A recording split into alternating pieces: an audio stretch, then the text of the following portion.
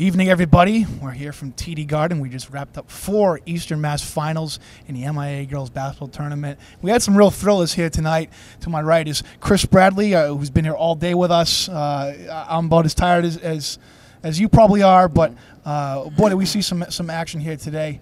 I'll get right into it. Fenway winning their second straight state title here, once again beating Greater New Bedford.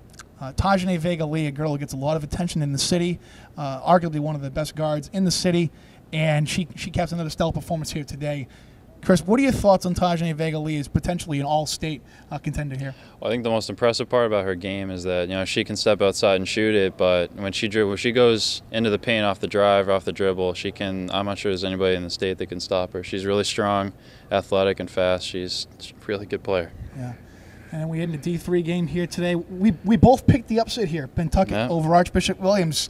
I think history the last couple of years maybe suggested that, but boy, Archies came right out and kind of blew the doors off. Yes, it did. And really one of their more impressive performances of the season here against a Pentucket team that is seemingly always here every year, it almost seems like, and a couple terrific players there, Kelsey McNamara, Ashley Vaselli, and Tess Noguera.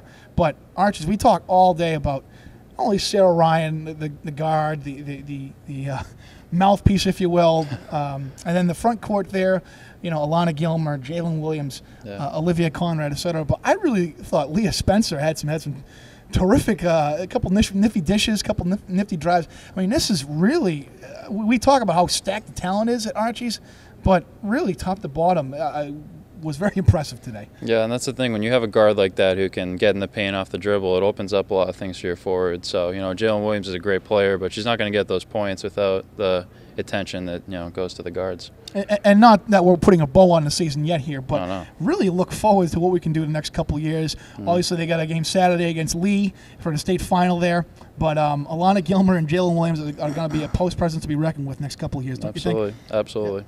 Yeah. So, Division II game, this one got it really interesting. Medfield, 15-point lead after the first quarter. Reading claws all the way back, actually takes the lead with 6 seconds left. And then we had a little bit of controversy at the end. People will forever be talking about whether that was a foul or not by Olivia Healy. Regardless, the game went into overtime, and Medfield ends up pulling it out, ending Reading's state-best 48-game active win streak. But first, we really was impressed with how Medfield's defense was trapping, making things difficult to get over half court to start the game.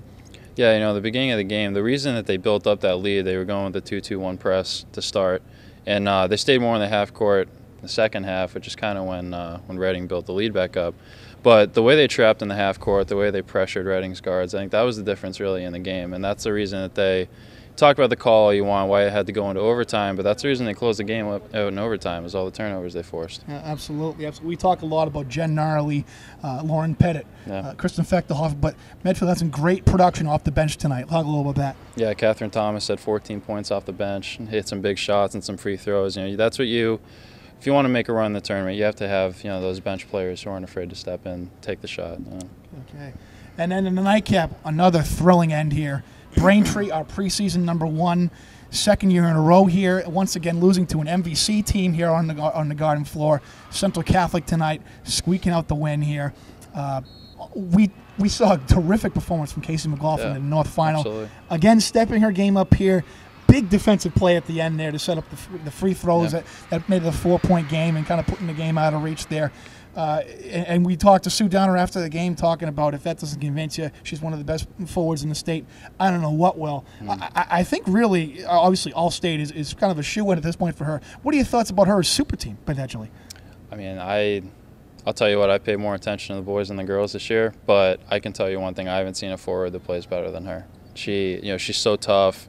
She can go out on the perimeter, too, and defend guards, but really the way she can finish inside, she's not afraid of contact. Yeah. And that's really, she's fearless. Yeah. Fearless. Bit of a chip on her shoulder, I think, this year. Missed most of last season with a knee injury. Watched Andover kind of run their campaign, run their way through for the third straight state title. That's obviously their arch rival, but potentially could keep it in the MVC on Saturday against Holy Name, a team that we've gotten to watch a little bit. Brianna Frias, obviously, a girl they talk about a lot. A couple nice young underclassmen there that do some nice things for them. They blew out Chicopee in the fourth quarter to win that one. But I want to go back to Central Catholic. Courtney Walsh goes there at the line for 2 free throws. Chris, you ever been in a situation like that? Getting comes down to you. Everything's on the line there. No, thankfully I never did, because I think I probably would have airballed both free throws. But no, you got to give her credit. That's it takes a lot of guts to hit shots like that. Give your team a win. Absolutely. We thank you for tuning in tonight and following us all night long on Twitter and in our live chat. We're coming right back at you starting at 2:30 tomorrow with Bishop Connolly versus Linfield for the Division IV state title. But we got 4 terrific games, terrific matchups coming up tomorrow night. Danvers versus Martha's Vineyard, D3 game. Brighton versus Situate in D2. And then finally, the one everyone's looking for, including you and I, are really looking forward to, Mansfield versus Central Catholic. Should be a huge crowd for that one. So thank you for tuning in tonight. Be sure to check with us tomorrow afternoon as we start right back at 2:30 with our live chat. Follow us on Twitter, obviously. We'll be here all day, all night. But for now, for more coverage on these games, go to ESPNBoston.com.